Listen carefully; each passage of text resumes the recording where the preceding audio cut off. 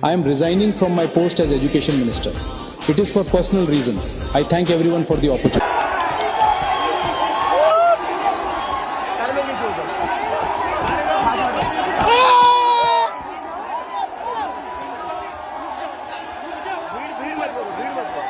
आज युवाओं ने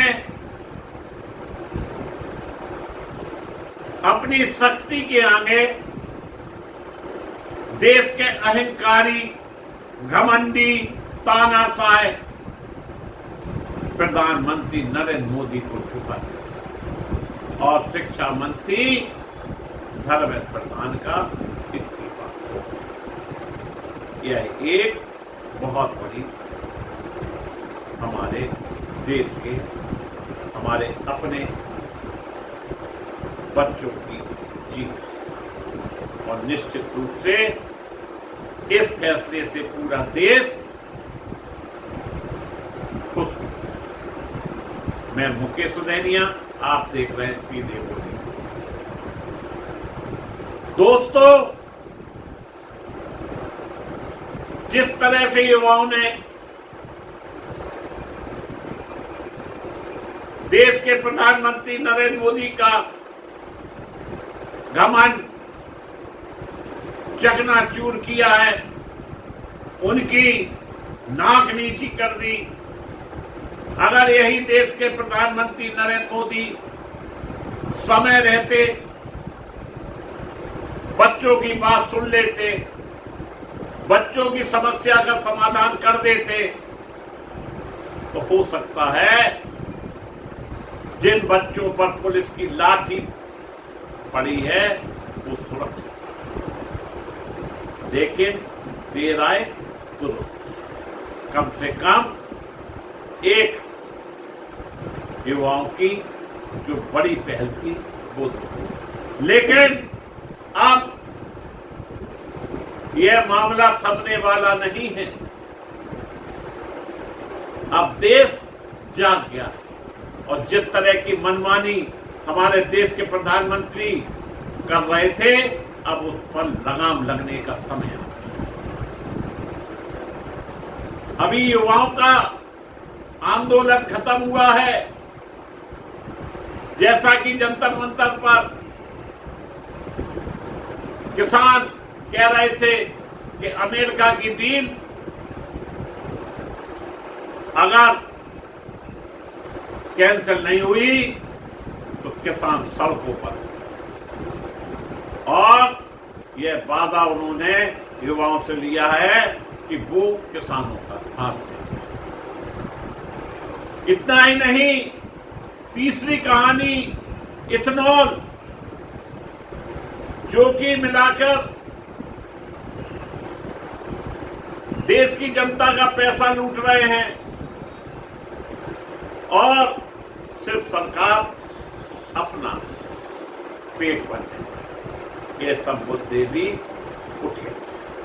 बहरहाल आज देश की राजनीति और शिक्षा व्यवस्था से जुड़ी सबसे बड़ी खबर सामने आई। केंद्रीय शिक्षा मंत्री धर्मेंद्र प्रधान ने अपने पद से इस्तीफा दे दिया। यह फैसला ऐसे समय आया है जब पिछले कई हफ्तों से देश भर में नीट और परीक्षा अनियमितताओं को लेकर छात्र आंदोलन जारी है। विभिन्न समाचार संस्थानों के अनुसार इस्तीफे के बाद दिल्ली के जंतर मंतर सहित कई स्थानों पर प्रदर्शनकारियों ने इसे अपनी बड़ी जीत बताया। वहीं जो शिक्षा मंत्री छात्रों को आतंकवादी संगठन कह रहे थे, आज उनकी भाषा बदल। धर्मेंद्र प्रधान ने अपने इस्तीफे में कहा कि उन्होंने नैतिक जिम्मेदारी लेते हुए निर्णय लिया कि ताकि शिक्षा व्यवस्था पर विश्वास बहाल और छात्रों का भविष्य विवादों की भेंट न चले। उन्होंने यह भी कहा कि यह मुद्दा किसी व्यक्ति प्रतिष्ठा का नहीं बल्कि देश के युवाओं के भविष्य का। पिछले कई सप्ताहों से छात्र संगठन, विभिन्न राजनीतिक दल लगातार परीक्षा प्रणाली में सुधार, जवाबदेही, शिक्षा मंत्री के इस्तीफे की मांग कर रहे थे। सरकार और आंदोलनकारियों प्रतिनिधियों के बीच कई दौर की बातचीत भी हुई, लेकिन लंबे समय तक इस इस्तीफे पर सहमति नहीं बनी। विपक्षी नेता इस्तीफे की तो मांग कर रहे थे, लेकिन नहीं सुनी गई। यह आरोप लगाया गया कि प्रधानमंत्री की जान को खतरा हो सकता। अरे भाई, कौन सा खतरा था? कौन से आतंकवादी थे बच्चे? जो पहले करना था अब किया, और अब जब किया है, जब पूरा छात्र आपके विरोध में। वहीं सोनम वांगचुक, जो कि दूसरे अन्ना हजारे बनने गए थे और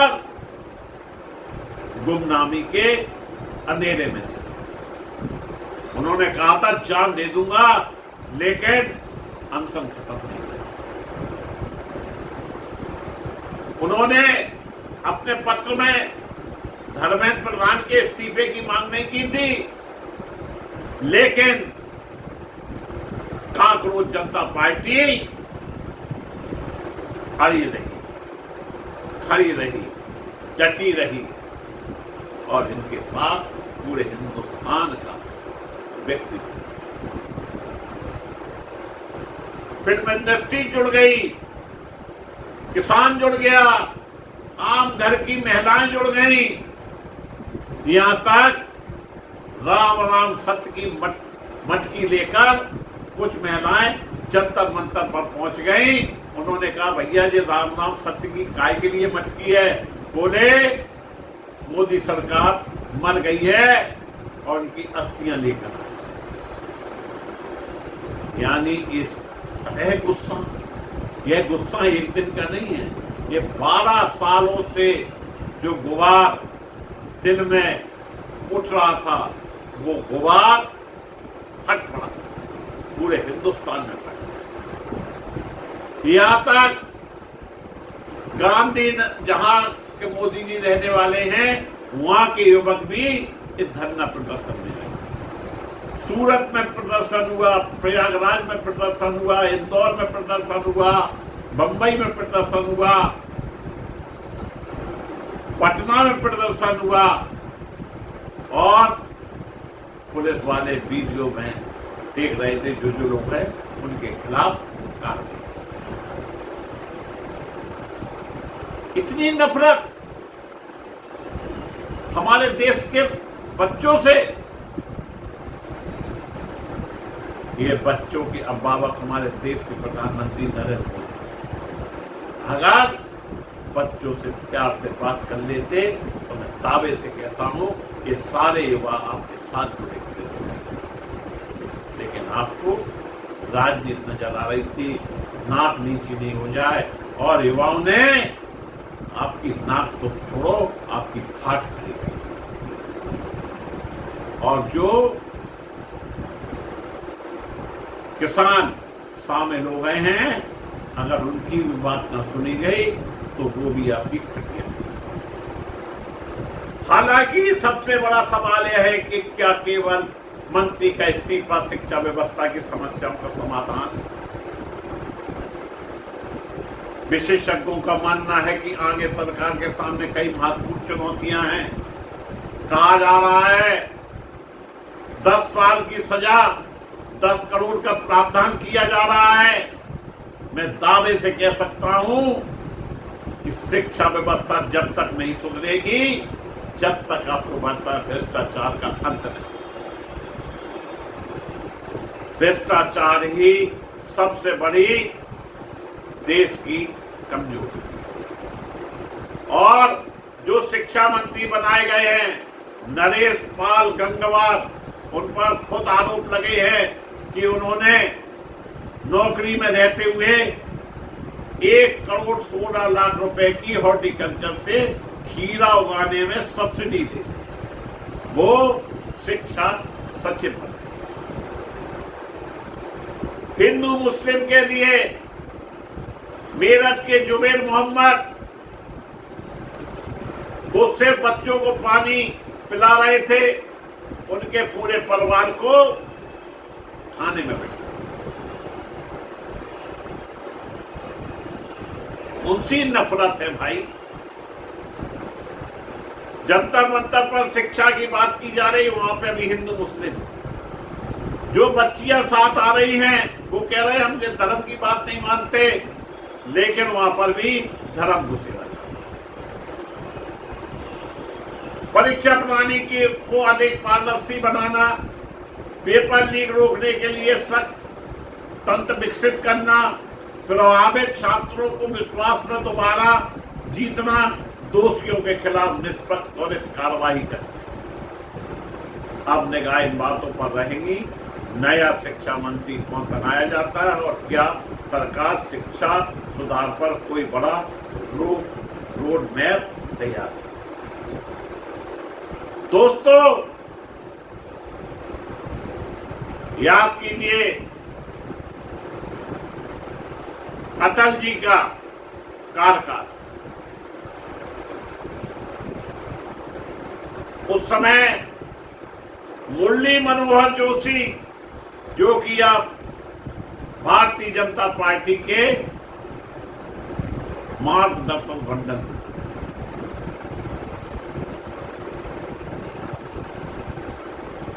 उनके समय का जरा कार्यकाल उठा के देख लीजिए और मोदी के समय का कार्यकाल उठा के देख लीजिए, आपके समझ में आ जाएगा कि शिक्षा की कैसी दुर्गति हुई।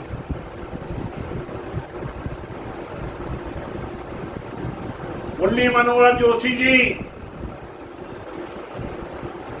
उन्होंने बच्चों के लिए बयान दिया, मोदी को आईना दिखाया, लेकिन सबसे बड़ा आईना युवाओं। अब दोस्तों, सवाल यह उठता है कि जो बच्चे जिन पर मुकदमे हैं, जिनकी जांचें चल रही हैं, उसमें आगे क्या फैसला होता है। लेकिन धर्मेंद्र प्रधान का इस्तीफा निश्चित रूप से एक बड़ा राजनीतिक घटनाक्रम है, लेकिन असली परीक्षा अब सरकार की है, क्या वह ऐसी व्यवस्था बना पाएगी जिसमें छात्रों के भविष्य में परीक्षा लीक और अनिश्चितताओं का सामना न करना। इस पूरे घटनाक्रम पर आपकी क्या राय है? क्या यह सिर्फ शुरुआत है या शिक्षा व्यवस्था में बड़े बदलाव की दिशा में पहला कदम? कमेंट बॉक्स में अपनी राय जरूर लिखें। अगर आपको यह रिपोर्ट उपयोगी लगी हो तो वीडियो को लाइक करें, चैनल को सब्सक्राइब करें और बेल आइकन दबाना ना भूलें। इसी के साथ आप सभी को बहुत